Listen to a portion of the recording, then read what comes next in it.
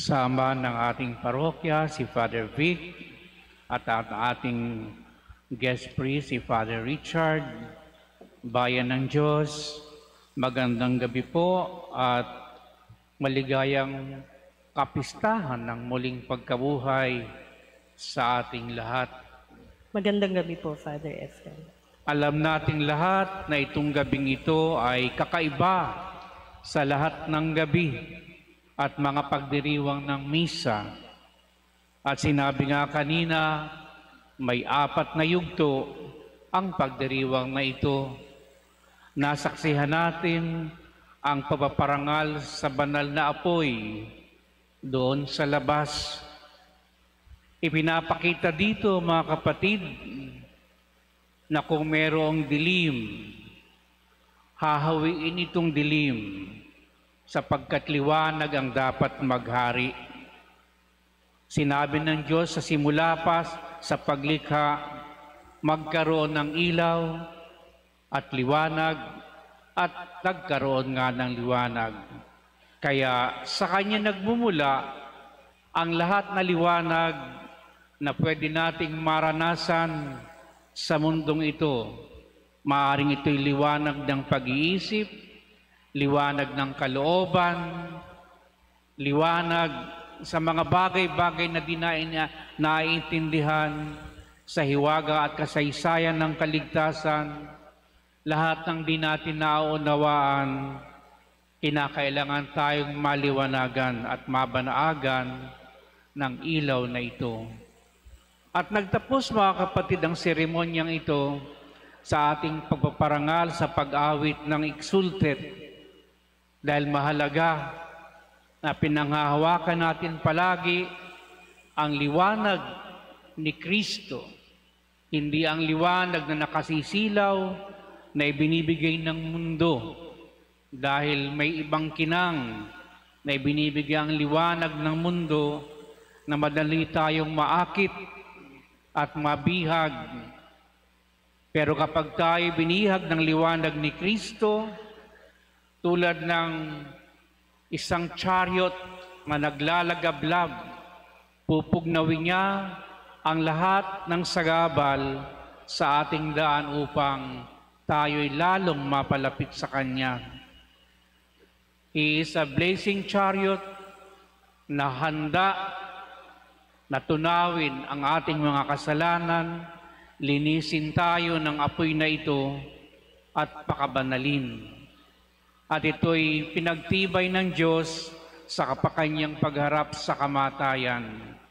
At ngayon nga, ipinagdiriwang natin ang maluwalhating katagumpayan na ito ng liwanag ni Kristo, ang kanyang pagwawagi at tagumpay laban sa lahat ng uri ng kadiliman, lalo na ang kadiliman ng kasalanan.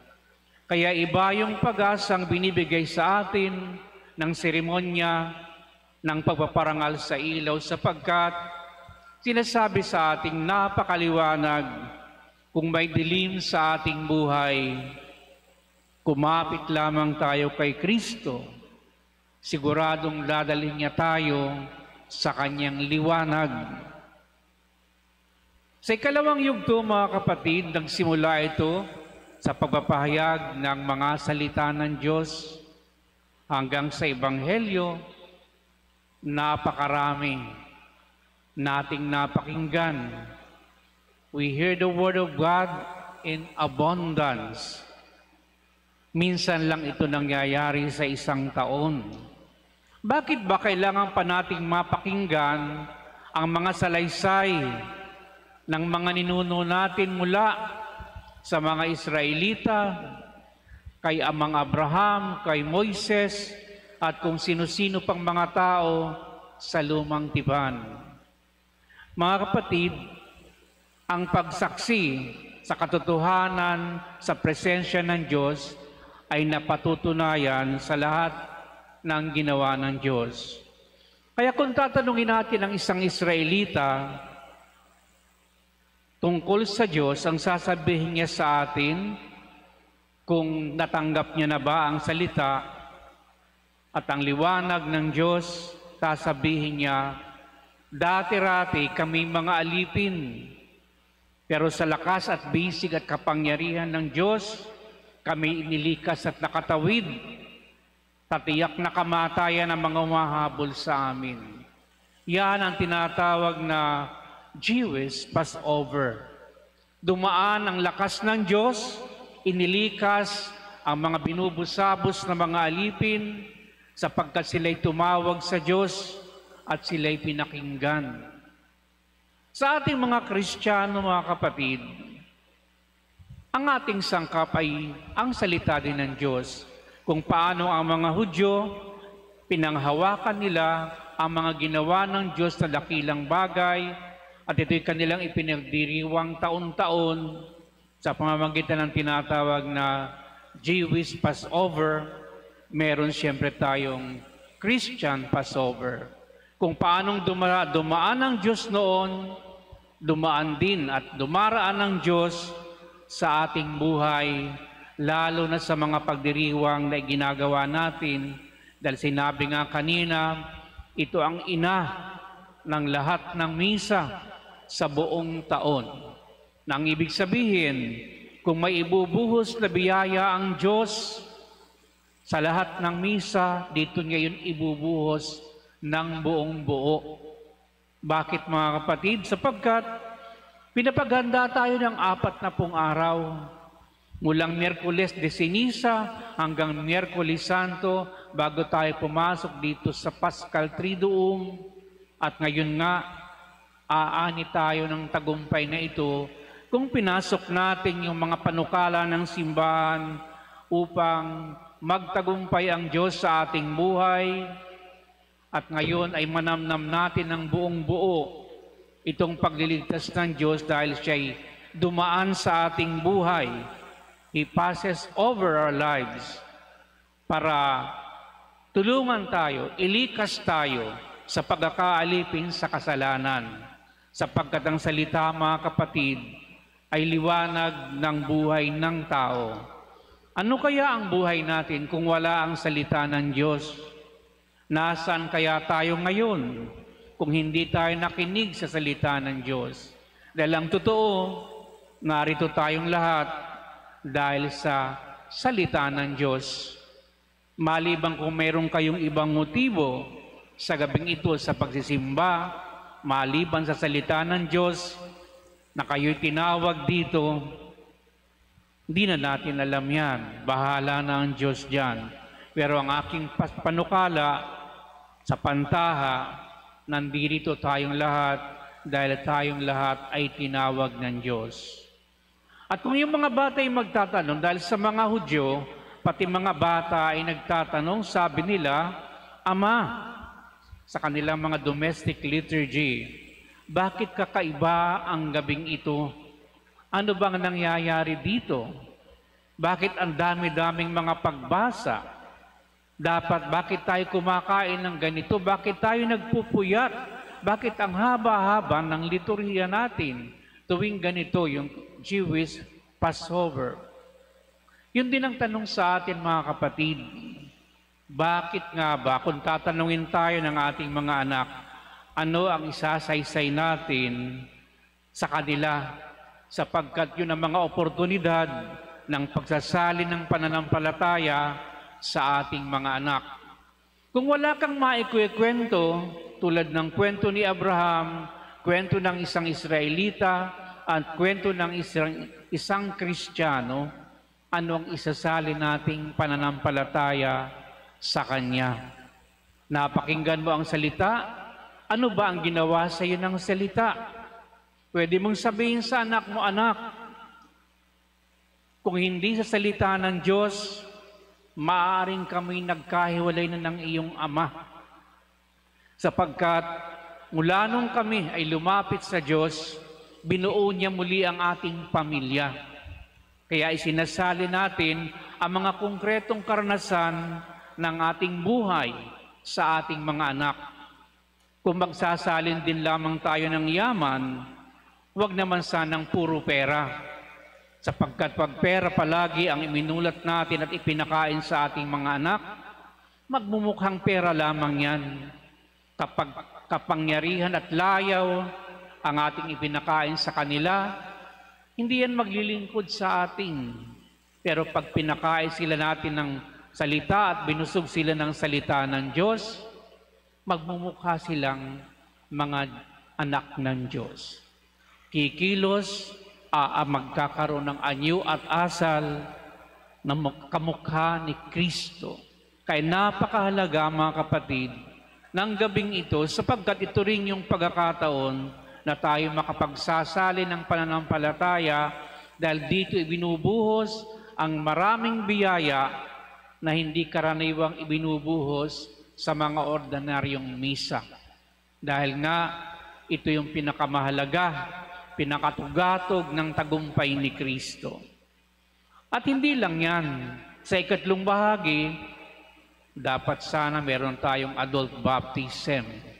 Dahil parang hindi kumpleto ang ating Easter Vigil Mass, ang magdamagang pagmimisa, kung wala tayong binyag. But anyway, mahalagang magpapanibago tayo, mga kapatid, ng binyag. Ano bang tinatanong sa atin kapag binibinyagan ng isang bata? Marami sa atin nagninong na, may mga anak tayong bininyagan. Ang unang tinatanong ng pari, ano ba ang hinihingi ninyo sa simbahan? Binyag po. Ano ba ang ibibigay sa inyo ng binyag? Pananampalataya po. Ano bang ibibigay sa inyo ng pananampalataya? Buhay na walang hanggan po. Yun ang ibinibigay sa atin ng binyag. Kaya sa pagpanibagong ito ng ating pagkabinyagan, mahalaga na tayo tumatanaw na balang araw magtatamo tayo ng buhay na walang hanggan sapagkat lilinisin at nilinis na tayo ni Kristo sa pagkabinyagan natin, tinanggap natin ang Espiritu upang lumago tayo sa pananampalataya upang sa takdang panahon tayo isugong ng Diyos bilang mga binyagan taglay ang Espiritu Santo. Kaya napakahalaga ng ating faithfulness sa ating pagkabinyagan na sinasabi natin, itatakwil natin ang lahat ng masasama at tayo'y sasampalataya kay Kristo at susunod sa Kanyang kalooban upang tayo ay magtamo ng buhay na walang hanggan. At sa kahuli-hulihan, mga kapatid, ay ang Eucharistia. Wala nang hihigit pang memorial. Ano bang memorial? Ang memorial ay hindi lamang pag-alaala o pagunita. Ang memorial ay ang mga nakaraang kaganapan sa kasaysayan ng pagliligtas ng Diyos, tulad ng Eucharistia, na ginagawa natin sa loob ng liturhiya dahil alam natin na sa paglalagay natin ng mga simbolo, mga tanda, ang Diyos ay dadaan upang pakabanalin ang tinapay at alak, pagpiraperasuhin at tanggapin natin bilang pagkain ng ating kaluluwa. Kaya, yung presensya ng Diyos, mga kapatid, ay nandirito. Magmula pa dun sa labas kanina hanggang matapos ang misa, Jesus is making His Passover.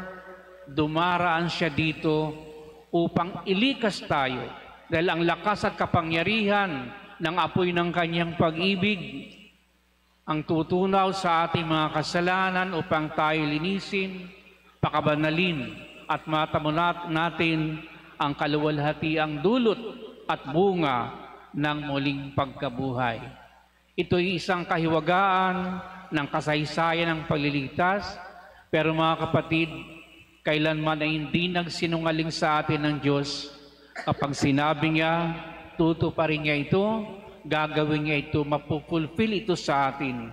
Kaya binibigyan tayo ng ibayong pag-asa na magtiwala lalo sa Kanya at yayamang daladala natin ang Espiritu na tinanggap natin ng binyag, pagyamanin pa natin ito. Sinasabi rin, mga kapatid, na yayamang ang dulot ng muling pagkabuhay ay galak sa puso ng tao. Sana nga'y tayo totoong nagagalak. At sa loob ng 40 araw, mula ngayon, aakyat si Jesus sa langit. Pagkatapos ng 50 araw, ang Pentecostes.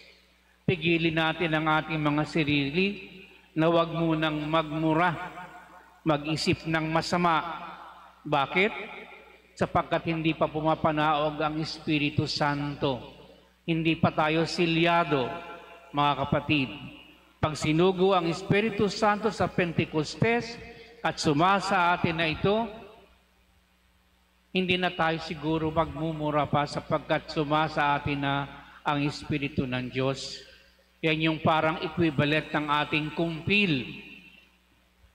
Yung Espiritu Santo na bumaba sa mga alagad, sa mga apostol, ay siyang Espiritu na bumababa sa atin kapag tayo'y kinukumpilan. Kaya sa panahong ito, bawal muna ang magmumura, magsasalita ng masama, sapagkat dapat ay ninanamnam natin ang galak ng muling pagkabuhay ni Kristo.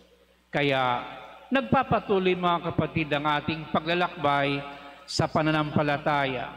Kaabang-abang pa ang mga darating na araw at sana'y tayo ma-excite sa mga pagkakataong ito dahil bawat araw, bawat oras at momento ay mga pagkakataon na ang Diyos ay nagpapadama, ipinapakita niya ang kanyang presensya at sana'y makita natin ito ng buong buo, hindi ng ating mga mata, kundi ng ating puso at kaluluwa.